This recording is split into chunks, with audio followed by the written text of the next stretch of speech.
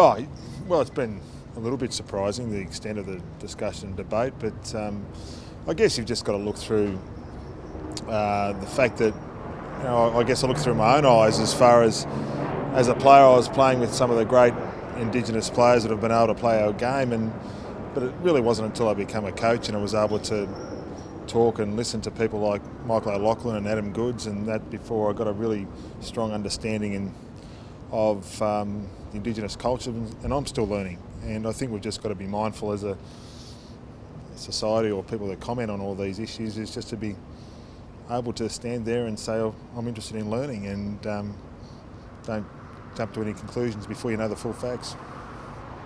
AFL came out and said they've got no problem with what Adam did. I assume the Swans are the same? Yeah, absolutely not. I mean, it was obviously Adam explained what his rationale behind it on Saturday, and going into the Indigenous round and playing in a jumper that his mother designed. It's obviously an important time for him, and it was pretty simple in his mind what he was about, and he explained that on Saturday, and he certainly didn't mean to cause any sort of angst or anything like that. It was pretty simple what he was about, and he got on with the game and kept playing, and in the end I think certainly we as a football club understand and respect where he's coming from. Do you think it'll be looked back on in years to come, John, as like a significant sort of moment, Look, I don't know.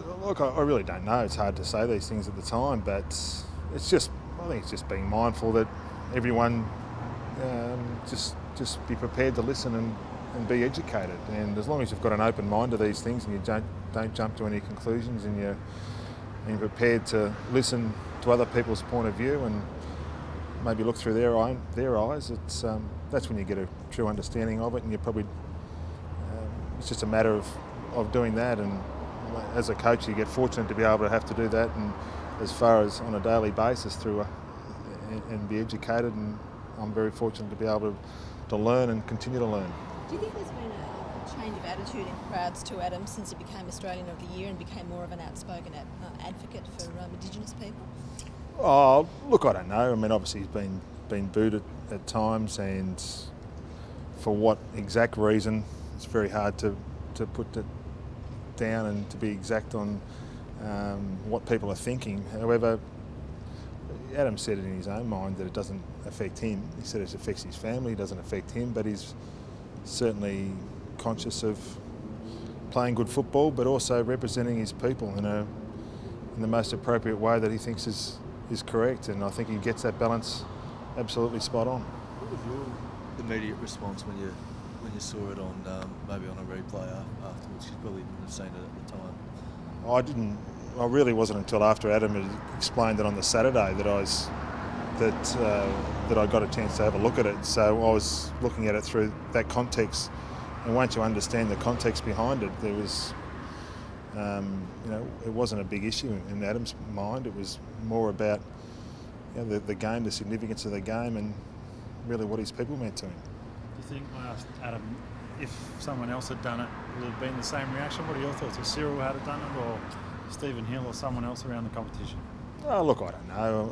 I don't think we have to get too caught up in that. I mean, Adam's a very proud man, and he's obviously Australian of the Year last year, and has had some fantastic recognition for the work he's been able to do, and I just think he's fortunate to be able to be in a position to be able to get a conversation going about some certain things that he's really passionate about, and he's been able to do that, and I don't think it's necessarily a bad thing for society. How's he handled the last couple of days? Because he usually takes things pretty well in his stride. Has he been the same? He's been fine. I mean, in the end, he's playing pretty good footy at the moment. We look at all the stats and look at the vision again and the replay, and certainly us as coaches, that's what we've been focusing on. And the players have been really mindful that he's playing good footy as well. So, that's what we're focused on, and I'm sure he goes out against the Gold Coast this week in the same frame of mind. He's been playing some pretty good footy the last couple of weeks, and we're really confident that'll continue. What did you like about his game on Friday? Oh, just extremely lively. I mean, his run at the moment up and down the ground, his two-way run has been of a really high level the last couple of weeks, and when he played reserves at the start of the year was to go back and get some form and fitness, and he's been able to do that, and he's come back in and he's been getting across the ground really well. I mean, he's a player that plays those roles as a guy who's quite, he's 192, 193 centimetres, but he's able to get up and down the ground like a midfielder, and he's been doing that really well the last couple of weeks.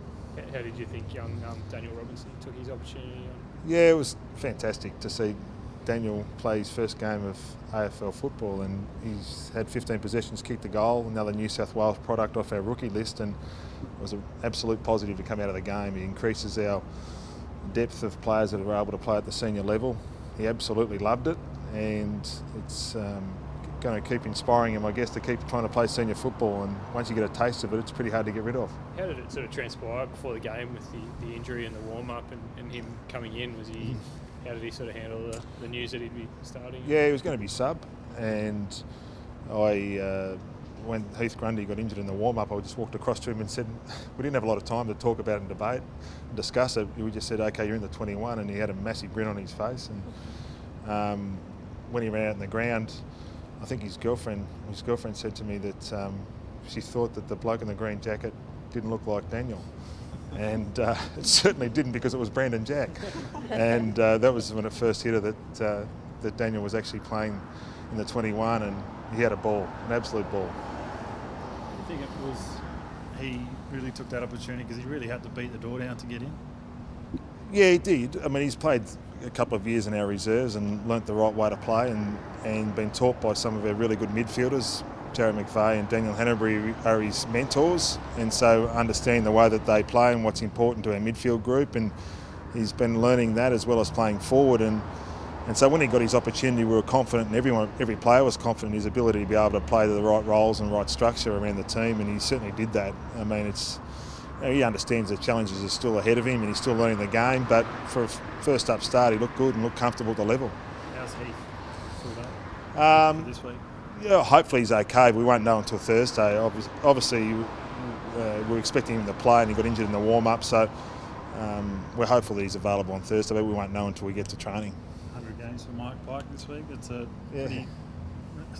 really unique story, isn't it? It is. I mean, if you're talking about celebrating one of the great things in football, one of the great stories in football, it'd have to be a guy by the name of Mike Pike.